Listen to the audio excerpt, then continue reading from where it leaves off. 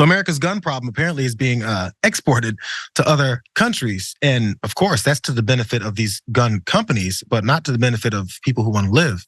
Keep it real, it's guns everywhere. So the federal government might be rethinking the way that they're gonna allow these gun manufacturers to sell their millions of guns for tons of money all across the world. In fact, we're gonna limit some of those exports coming here because the Department of Commerce is putting a temporary freeze on some new licenses here. And there's some madness in this story that really sticks out to me. Let's get to it.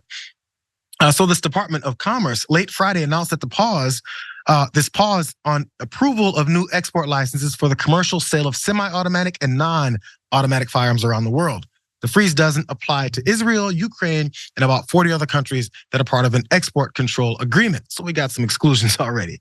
But it does cover some of the biggest markets for American lawmakers in countries like Brazil, Thailand, and Guatemala. And they've all experienced increased gun violence in tandem with their increased import of American guns. It's according to a Bloomberg investigation. So in other words, what they're saying is 2 + 2 does still equal 4. If you export tons of guns to certain countries that didn't have those tons of guns, this weird thing happens. It's crazy. Gun violence deaths go on the rise, kind of like they do here. Almost like people have been telling you that. More though. So while the department gave no indication of what long-term changes it might take, the review could alter or even reverse a set of notably pro-industry policies that have helped domestic manufacturers expand their sales abroad.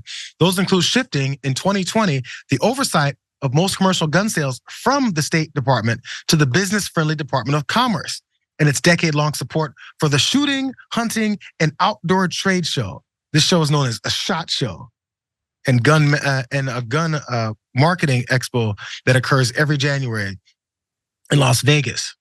So the Department of Commerce is very supportive of these gun groups going and exporting all their guns. And that's after these things changed and it took it from the State Department to them. This is what they're doing. This particular department is doing as far as support for that SHOT Show. In interviews, invitees of the US government detailed how the Commerce Department officials booked flights and hotels for Guatemalan firearm shops, scored discounted Cirque du Soleil tickets for Brazilian importers, and provided matchmaking services for Peruvian buyers, and helped rush through a visa approval for a politician in Brazil's Bullet Caucus. It's a band of national Congress members focusing on fighting for gun rights. So special treatment goes to folks. By the way, the Department of Commerce, last I checked, was a US department, and we help fund it. So when we help fund it, what they're doing is buttering up all these folks so they can have more business dealings with them at our expense and other people's lives, at the expense of their lives as well too, to expand their sales. And we have to help them accommodate, make them feel good, even give them some damn matchmaking services, because in case they want to come over and deal with some gun sales, they might want to date while they're here too. This is what politicians are fighting for when they say, I'm gonna be here to represent you and make America great again. Afterwards, then they go do things like this to make America great for people who paid them to make it great for them. Thoughts here, was? Seems strange that we would be trying to export one of the worst parts of America, and that is the rampant violence. As far as countries that are as rich as we are and aren't in a civil war, we're one of the most violent places on earth in that regard. And, you know, it's kind of easy to understand why we have hundreds of millions of guns on the streets. So people use them on other people.